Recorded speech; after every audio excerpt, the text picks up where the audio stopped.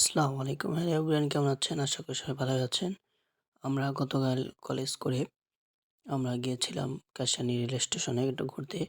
ঘুরতে যাওয়ার সময় আমরা দেখতে পাই যে আমাদের রেল স্টেশনের নিচে দেখি যে আগের কালের পুরনো স্মৃতি দেখতে পেলাম যে আমাদের এক ভাই দেখলাম যে সে গরু নিয়ে মানে হাল চাষ করতেছে, অর্থাৎ লাঙল দিয়ে হাল চাষ করতেছে, যা এখন খুবই দুর্লভ বিষয়। এক কথায় যা এখন দেখাই যায় না।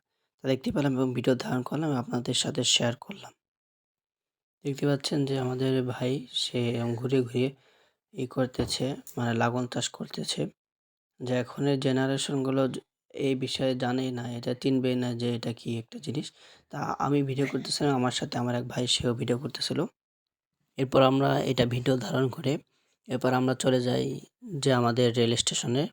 আমাদের ইচ্ছা ছিল যে আমরা মোট ৫ জন ছিলাম। এই যে ৪ জন দেখতে পাচ্ছেন এবং আমি একজন ছিলাম, ৫ জন ছিলাম। তো আমাদের ইচ্ছা ছিল যে ট্রেনে উঠে আমরা ভাটিয়াপাড়া আসবো। ভাটিয়াপাড়া থেকে তারপর যার, যার বাড়িতে যাইবো।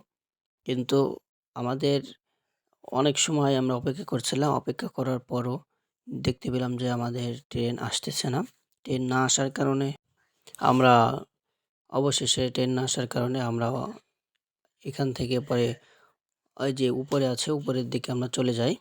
উপরে যে ফুটওভার ব্রিজ আছে সেখানে যাই। সেখানে গিয়ে সবাই গল্প-টল্প করে বাদাম খেয়ে-টেয়ে তারপর আবার বাড়ির উদ্দেশ্যে রওনা দিই।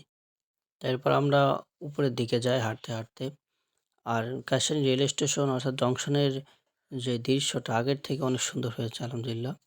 আমরা আস্তে, আস্তে উপরের সিঁড়ির দিকে উঠে যাই এবং সিঁড়ির দৃশ্যটা অনেক সুন্দর লাগছিল। এবং উপরের দিকে উঠে যাই এবং উপরের থেকে যে পুরো স্টেশনের ভিউটা অনেক সুন্দর ছিল। যা আপনারা গেলে দেখতে পাবেন। এবং আমরা উপরে এসে কিছু গল্প-টল্প করি এবং আমার ভাইয়েরা তারা বিভিন্ন ছবি-টবি পোস্ট নিতেছিল।